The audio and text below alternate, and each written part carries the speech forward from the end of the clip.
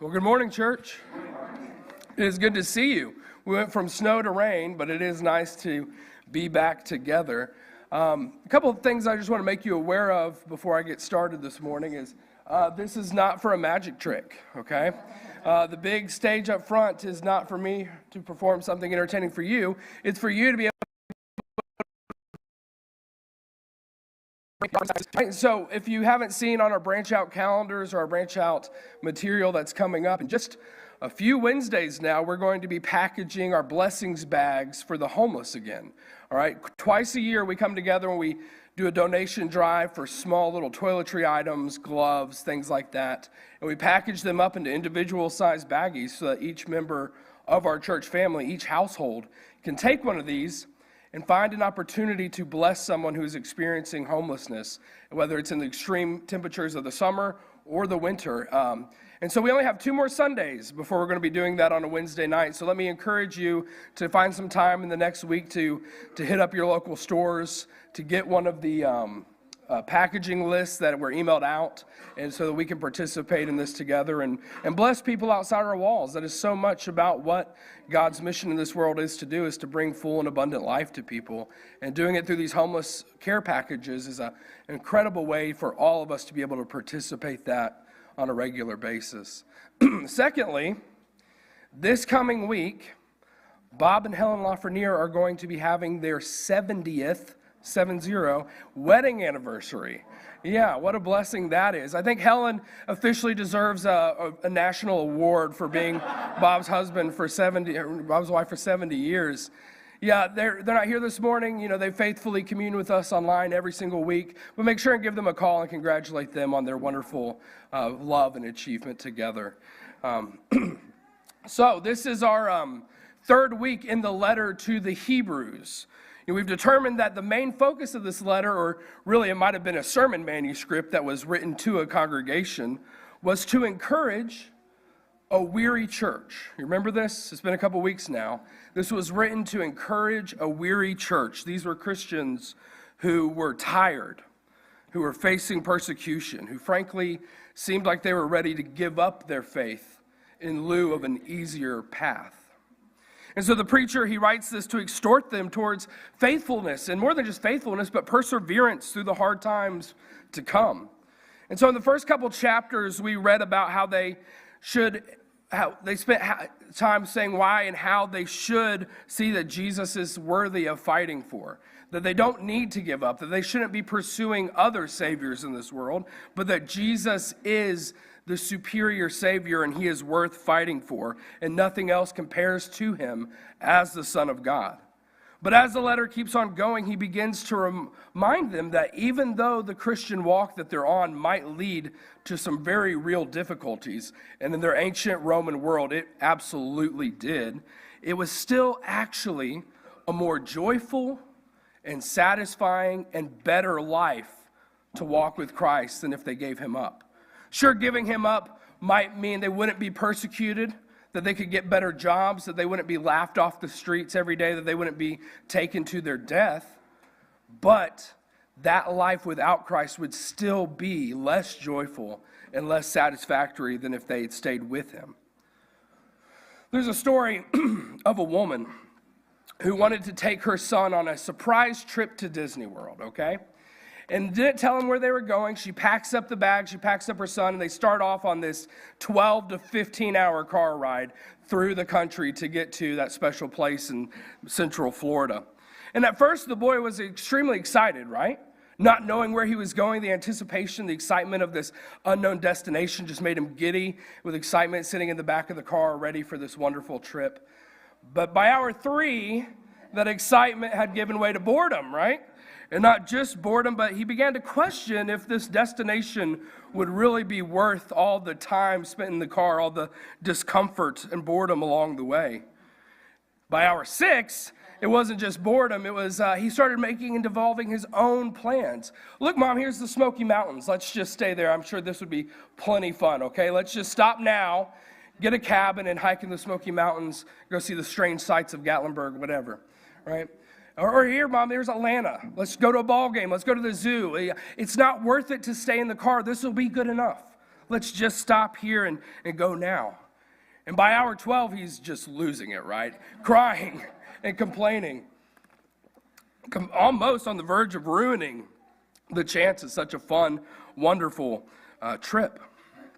But then just shortly later, as he crosses the horizon and sees that big castle rising up in front of him, he knows that he's about to get the trip of a lifetime, right?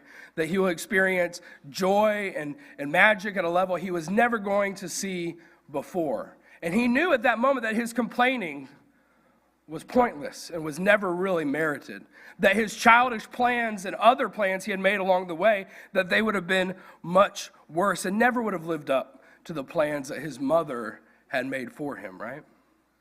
When we doubt the destination and the path of someone we should trust, it oftentimes costs us, doesn't it? When we doubt the destination and the path of someone we should trust, it oftentimes costs us. Another example of the same thing comes from a classic Disney movie. Now, this is a Disney movie where it was a little bit before they softened up the edges. It's like old Disney movie, right? I mean, the fact that this came to my mind after probably a decade of watching this movie just maybe reminds me that maybe it traumatized me a smidge as a kid. And this sermon was written before there was no Kingdom Kids today. This was for last week. And it's from the movie Bambi. And it's not even that scene, okay? It's not even that one. There's a scene where the hunter is coming through the woods and then into the meadow. And there are these pheasants that are hidden away, and they're tucked. I just distinctly can picture them tucked away up under the tall grass in the meadow, hiding there. And then you hear the footsteps of the hunter growing closer and closer. And this one pheasant, it starts to panic. It says, he's getting closer. I can hear him. He's almost here. We got to run. We got to fly away. We got to get out of here. But this older, wiser pheasant is sitting there just across the way and says, no, stay where you're at. Stay hidden. You are safe where you are. But eventually that panicked pheasant, under the pressure and motivated by fear and anxiety, it flies up to get away from the hunter, only to come crashing back down with a gunshot, right? Classic childhood entertainment. But once again, it's a lack of trust in a greater wisdom. A lack of trust in a greater plan. It's costly, isn't it? And ultimately what happens is it leads to more work that is less effective. I think that's important too. When we don't trust the plan, when we don't trust the person we should, it costs us more work that is also less effective. You end up doing more, struggling more, fighting more, prepping more, only to end up with bigger problems and more pain. And you've seen this before, right? These are a couple little illustrations, but you can imagine the various levels of life where this would be true. But take a moment and expand this to a cosmic level, right? God has a plan, right? God has a plan for our life. He has told us how we should live, what we should do, and the goodness that it will bring to our world and to our life. And more than tell us, he even showed us, right? That was our last sermon. Our last sermon on Hebrews chapter 2 was about how God came and not just told us, but showed us exactly how we should live a full and abundant life in the person of Jesus Christ. God has a plan, and we are simply just asked to go along with it for our benefit, for the benefit of others, for the benefit of the whole creation. We are asked to follow and listen to God's plan. It is a complete win-win situation. Nobody is costs when we follow God. All things are worked out for the best. And this is an incredibly important key to understanding the gospel. God wants what is best for you. Now, it might not always seem best on a surface level, but God truly does want what is best for you, and He has invited you to do what's best for yourself as well, and your neighbor, because He has a plan to bless all of creation. But problems come, don't they? You know, our lives are filled with hiccups, with issues, with roadblocks in our paths. And sometimes they're a whole lot more than roadblocks, aren't they? I know many of us here have experienced full-on disasters on that path. And those disasters make us question if God's plan is actually going to work out. If we really should stay hidden in the tall grass like he's asked us to do. If maybe we shouldn't go fly off and make our own path. God has set us on this journey towards a beautiful life. But when the chaos of the world burns down everything around us, we start to second guess, don't we? If that path is really the one that we need to be on, if we should be on. Maybe God got it wrong. Maybe we should do something to help God out. And that's kind of the question, right? What do we do? What do we do when the chaos falls in around us when we're trying to walk on that good path? Well, I'll tell you what we normally do. We panic, right? We panic. We start trying to pave our own path towards a good and beautiful life. We don't follow God's path anymore. We make our own. I like to call this the great improvisation, okay? Most humans on this world are going through life like it's a giant improv skit, doing all sorts of stuff to try to make their lives good, using whatever sounds good, whatever they find, whatever they're taught to do to try to fix their lives and give it just some sort of meaning or get towards a good life at the end of the journey. And this whole time, there is a perfect director who's given us a manuscript to live by, that we can reach the end and we can have a good life if we just follow what the director has taught us to do. And yet when we look outside, it's a mess, right? It's an absolute mess.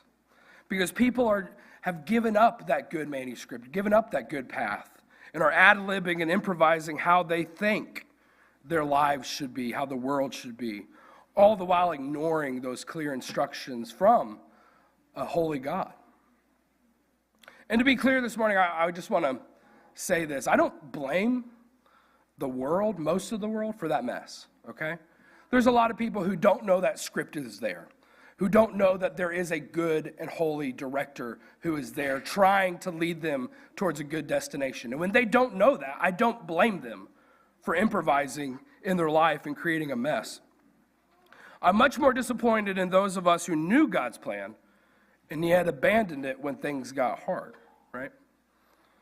Like the child in the car ready to give up such a great reward because the ride is uncomfortable, and he imagines his mom maybe doesn't even know what she's doing and wants something else and decides to make other plans that are half as good and starts improvising along the way. That's kind of what I see in a lot of us today, right? We improvise because we doubt that God knows what he's doing. We might not phrase it that way, not consciously, not verbally, but when we decide to go against God's path to get to a good destination, it's because we doubt that he knows what he's doing. And that's who the preacher in Hebrews is writing to. He's confronting people of God who know Jesus and yet are ready to give him up. They're ready to give him up because they're facing a lot of hardships. They're facing disasters, and they're starting to wonder, maybe we were wrong. Maybe this wasn't the right path, because when I'm looking down the face of a gladiator or a lion in a stadium and my life is on the line, I'm not so sure this was God's good path towards a good life. You know what I mean? And that's something we have to occasionally be confronted with. We have to be confronted with the fact that we sometimes doubt that God is good. And when we improvise and ad-lib and make our own plans, it's never actually going to be better than the script that he's written. But with all that improvising, frankly, it just comes a bunch of hard work, okay? That's what it is. It's a bunch of hard work, balancing all of these plates, carrying all of these burdens, trying to secure everyone else's future, trying to convince people that we figured it out and we're not just making it up as we go along the way. I mean, that's what our lives sometimes feels like, right? And that's a heavy load. That's a lot of work. It turns out trying to play God is a bit burdensome, isn't it? That's what we're doing. Sometimes trying to play God is a bit burdensome. It's a burden physically, and it's a burden mentally as well. Mentally we have to worry about what we're going to find our identity in. If it's not God, what are we going to be defined by? We have anxiety over what might absolutely melt away or burn away our plans. We feel jealousy over the paths that other people get to take. We wonder if we're heading down the right path ourselves. We're wondering if we're directing our kids down the right path when we're making up that path ourselves, right? That's a lot of a mental load. It's a heavy load. And then there are physical manifestations of this improvised lifestyle as well. I mean, how many different ways do we kill ourselves in busyness trying to feel like we have to give our life a purpose? Do you know what I mean? How many hours do we spend slaving away for money or material possessions? How much time do we spend trying to vainly perfect our physical appearance? How many clubs or groups do I have to join to make my life seem less empty? How many social media accounts do I have to operate to make me feel loved, right? You see what I'm saying? Now, none of those things are bad by themselves or inherently, but I find that the reason that our culture is drowning in busyness is because we're trying to improvise a dozen different paths towards a good and beautiful life. And when we're making up the paths ourselves instead of following God's path, well, hey, we can't put all of our eggs in one basket, can we? Now, I'd like for us to put all of our eggs in God's basket, but when we're trying to make the path ourselves and we're confused, we have that mental load, and I don't know if this is the right path, I don't know if that's the right path because I've pushed away the director and I'm making my own, well, then I can't put my eggs in one basket, so I'm going to stress myself out, stretch myself too thin to try to find a good life. Does that ring true to you at all? And I think that this is what the preacher in Hebrews is getting at in chapters 3 and 4. In chapter 3, he's using Israel as an example of a people who had heard about God's perfect plan, a plan for them to have a good and blessed life in the promised land, okay? That was their path. That was their destination. But like us, obstacles popped up in their paths. Theirs just happened to be armies of literal giants, okay? Which kind of puts ours into perspective a little bit. And when they had those obstacles, those literal swords and shields standing in the way, they feared. They panicked. They doubted God's good plan, and they improvised their own path forward, didn't they? Now, if you've been joining us on Sunday nights for the last 6 months, we've been in this for a long time, you've heard about how their plan, not God's plan, their plan led to 40 years of struggling and wandering in the desert, trying to live by the sweat of their own brow, right? Instead of living and resting in a land flowing with milk and honey. That was God's plan, to rest in a land of milk and honey. Their plans, based off of their anxiety and panic, led to living off the sweat of their brow in the desert, wandering around for 40 years. And the preacher, he takes that example and he turns it back on us, the modern day Christian, the audience of the sermon. And he says, I'll start in the last verse of chapter 3 to wrap that up for us. He says, so we see that they were not able to enter because of their unbelief. That's the Israelites into the promised land. Therefore, since the promise of entering his rest still stands, let us be careful that none of you would be found to have fallen short of it. For we have also had the good news proclaimed to us, just as they did. But the message they heard was of no value to them because they did not share in the faith of those who did obey. And then jumping down to verse 6, therefore, since it still remains for some to enter that rest, and since those who formerly had the good news proclaimed to them did not go in because of their disobedience, God again set a certain day, calling it today. This he did when a long time later he spoke through David, as in the passage already quoted. Today, if you hear his voice, do not harden your hearts. For if Joshua had given them rest by entering into the promised land, God would not have spoken later about another day. There remains then a Sabbath rest for the people of God. For anyone who enters God's rest also rests from their works, just as God did from his. Let us therefore make every effort to enter that rest, so that no one will perish by following their example of disobedience. We desperately need rest, don't we? Man, I know I'm a young guy, and that there has been generations who had a lot different and more manual work than us. But we're in a world now where there is no off switch, if I can say it that way. We need rest. Our lives as panicked improvisers is too burdensome. We need this rest. And avoid the temptation here of over-spiritualizing this rest, of seeing it as only a spiritual rest, or of overemphasizing it as a physical rest. It's not only a physical rest, it's not only a spiritual rest, it's a little bit of both. It's a present reality of rest that comes from a faithful obedience to God. With all the work that we do trying to play God, we're exhausted. We're exhausted. And the preacher reminds us that we do not have to live that way. We do not have to live that way. We have a choice. We can quit trying to play God, and we can let God be God, and finally rest in Him. Rest in Him. And let me tell you, I could use that rest. Couldn't you? I would love to quit panicking and trying to improvise and plan out my own path towards a good life. I would love to lay back and rest, knowing that God is in control, and He wrote the script, and I can just go along for the ride. You know, we kill ourselves trying to keep a tight grip on everything in our lives, and we burn the candle at both ends to do it, only to find our fingers what? Slipping away over and over and over again.